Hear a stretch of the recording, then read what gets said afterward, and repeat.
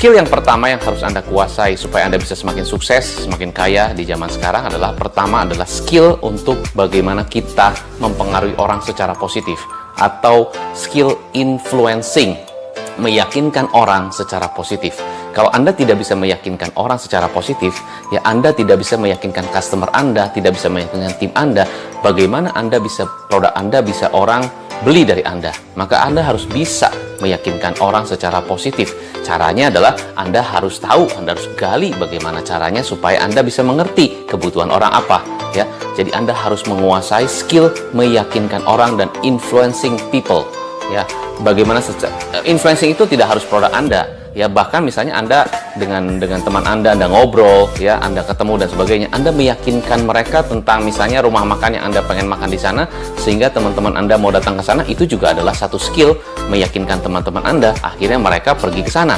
Atau misalnya kalau kita lihat ibu-ibu gitu kan, belanja ke satu toko, lalu ada satu orang ibu-ibu bilang gini, beli yang itu aja. Akhirnya gara-gara ibu itu beli yang itu, semuanya ikutan. Berarti itu punya satu skill meyakinkan orang. Nah, kalau kita punya satu skill ini, saya yakin Anda punya bisnis apapun, Anda punya produk apapun, gampang banget terjual, ya. Saya juga mempunyai ini, artinya saya juga melakukan ini, ya. Apa yang saya lakukan ini, saya juga meyakinkan orang, jelas ya. Itu satu. Kedua adalah skill bagaimana kita berbicara di depan banyak orang atau public speaking. Bagaimana kita bisa berbicara di depan orang atau public speaking, ya. Kalau di zaman sekarang, di kondisi new normal ini, ya tentunya kita harus bisa mahir berbicara di depan kamera kayak begini, ya, yang nonton nanti banyak orang, atau di depan laptop karena kita punya online Google Meeting atau Zoom Meeting dan sebagainya. Kita harus mampu berbicara di depan banyak orang sehingga orang-orang mengetahui apa yang Anda presentasikan, produk yang Anda ingin demonstrasikan dan sebagainya. Orang mengetahui itu. Ya, kalau Anda mampu mempromosikan secara publik, Anda mampu berbicara secara publik, ya, di depan banyak orang, itu lebih memudahkan orang mengetahui tentang produk Anda. Anda akan kelihatan confident apa enggak setelah Anda meyakinkan mereka di depan banyak orang. Itu ya, itu. Jadi Anda harus bisa public speaking. Kalau nggak bisa, belajar caranya. Cari tahu gimana caranya supaya melatih skill Anda public speaking. Itu skill kedua. Skill ketiga adalah Anda harus tahu dan bisa mengatur waktu Anda. Karena waktu yang paling mahal dalam hidup. Jadi kalau Anda tidak bisa mengatur waktu Anda, atau waktu Anda berantakan, Anda terlalu sibuk, Anda terlalu nggak punya waktu dan sebagainya, akhirnya ini nggak kena, ini nggak ada waktu, ini nggak ada waktu, ini sibuk dan sebagainya, akhirnya pekerjaan Anda banyak, bahkan waktu sama keluarga juga Anda nggak punya waktu, berarti Anda tidak bisa memanage waktu dengan baik. Nah, Anda harus menguasai bagaimana cara time management. Karena time management itu akan sangat berhubungan dengan goal yang Anda ingin capai. Kalau Anda ingin mencapai goal Anda di dalam 1 tahun, ataupun 3 bulan, ataupun berapapun goal Anda yang ingin Anda capai, Anda harus jago membagi waktu. Setiap waktu-waktu yang Anda alokasikan, Anda harus bisa mengalokasikan waktu Anda dengan pekerjaan yang betul-betul berbobot dengan waktu-waktu itu. Contohnya misalnya, Anda alokasi waktu Anda misalnya mau capai target dalam waktu 30 hari, saya harus naikin omset sekian. Berarti Anda bagi waktu menjadi per hari bahkan. 1 hari Anda harus lakukan apa? Prospecting ke berapa orang? Bagaimana cara kita mempromosikan dan sebagainya? Bagaimana cara kita setiap ketemu dengan prospek, apa yang harus kita lakukan step by step-nya apa? Itu Anda harus punya planning seperti itu. Sehingga waktu Anda bisa terbagi dengan lebih rapi. Itu time management. Nomor 3. Nomor 4, Anda juga harus bisa membaca laporan keuangan di bisnis Anda sendiri, bisnis Anda dan pribadi Anda.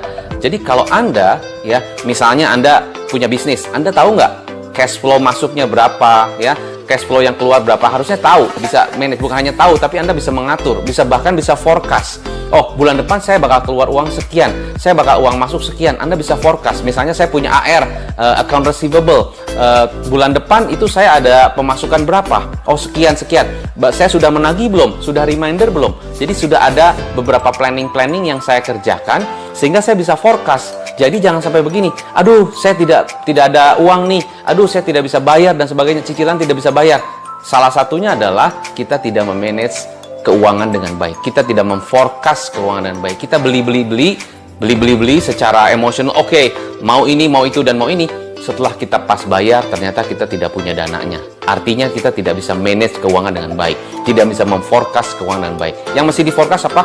Cash masuk dan cash keluar. cash masuk dan cash keluar.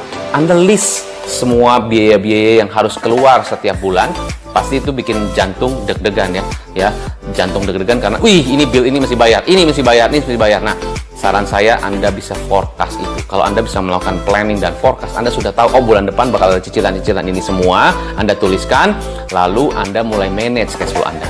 Itu skill nomor 4, memanage keuangan Anda. Jangan sampai pengeluaran lebih besar daripada pemasukan. Ya, memang bisa utang dan sebagainya, tapi tetap utang harus dibayar. Alright? Itu nomor 4. Nomor 5 adalah skill membuat nilai tambah sehingga Anda menghasilkan uang lebih banyak. Skill membuat nilai tambah sehingga Anda bisa menghasilkan uang lebih banyak. Contoh aja, contoh sangat simpel dan sederhana. Ya, ini jangan dengerin konteks, jangan dengerin konten saya, jangan dengerin cerita saya, tapi dengerin konteksnya.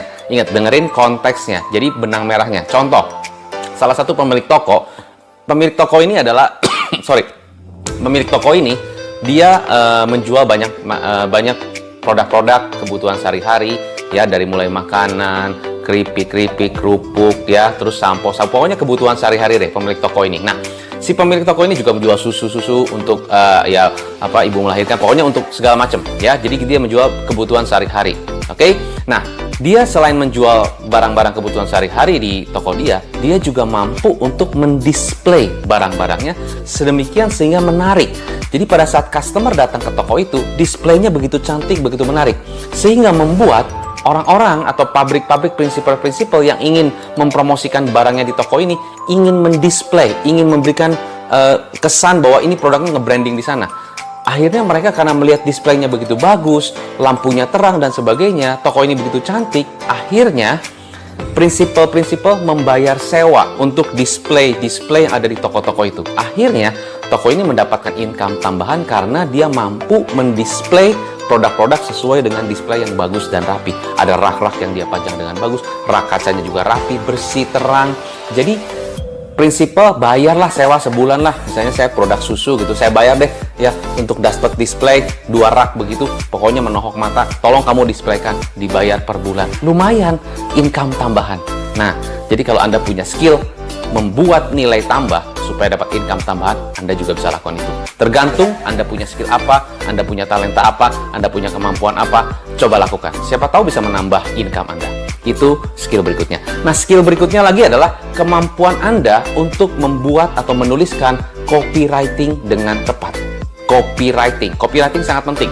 Jadi pada saat Anda zaman sekarang kan semuanya serba chatting, semua pakai teks kan, pakai chat segala macam banyak, bisa WhatsApp, bisa segala sosial media, apapun itu kan kita tertulis, email, ya. Ada sekarang untuk koordinasi meeting dan sebagainya kita pakai Slack. Itu kan kita bagaimana cara kita menginput kata-kata, menuliskan kata-kata kita, mengetik kata-kata kita sedemikian sehingga orang pada saat baca itu orang mengerti dan jelas, maksudnya jelas, informasinya jelas, bisa jadi juga kata-katanya persuasif atau membuat mereka penasaran. Itu namanya copywriting. Kalau Anda nggak menguasai ini, Anda harus kuasai ini. Ya, Anda harus belajar gimana caranya supaya mahir dalam copywriting. Cari tahu gimana cara belajar dari buku, dari mentor segala macam, dari business coach. Boleh untuk belajar bagaimana cara copywriting, menuliskan atau mengetik kata-kata di dalam komunikasi Anda dengan orang lain ataupun dengan customer Anda ataupun dengan siapapun itu, dengan network Anda. Anda harus mahir copywriting. Copywriting bukan artinya dalam iklan saja ya. Copywriting juga bisa berarti dalam chatting. Pada saat kita ingin memberikan sesuatu informasi atau kita ingin menyampaikan sebuah pesan dan sebagainya, kata-kata kita itu menentukan sekali. Jadi copywriting, skill nomor 6. Skill nomor 7 adalah ini yang juga penting, adalah skill memanage tim.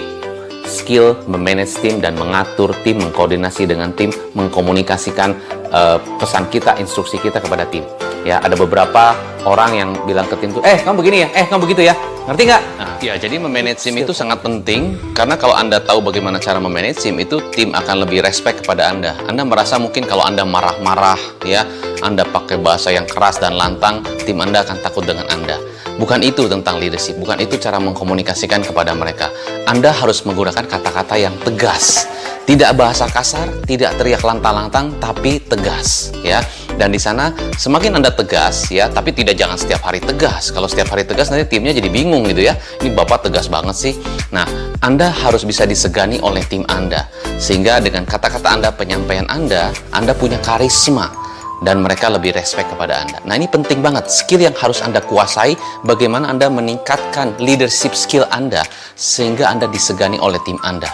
Oke, nah, jadi ada 7 skill yang harus Anda kuasai supaya Anda semakin kaya. Satu adalah skill bagaimana kita menginfluence atau mempengaruhi orang secara positif, sehingga Anda bisa meyakinkan orang tentang ide Anda, pendapat Anda, produk yang Anda tawarkan, service yang Anda berikan. Satu. Kedua, Anda harus juga menguasai skill public speaking, di mana Anda harus yakin pada saat Anda bicara di depan banyak orang, di depan kamera, di depan Zoom online, ataupun Google Meeting, Anda bisa lebih meyakinkan mereka, Anda bisa berbicara dengan sangat-sangat confident. Nomor 2. Nomor 3 adalah Anda harus bisa mengatur waktu dengan efektif. Alokasikan waktu-waktu Anda dengan jam kerja dan juga aktivitas Anda secara lebih produktif, sehingga satu hari produktivitas Anda meningkat bahkan sampai 3 kali lipat atau lebih.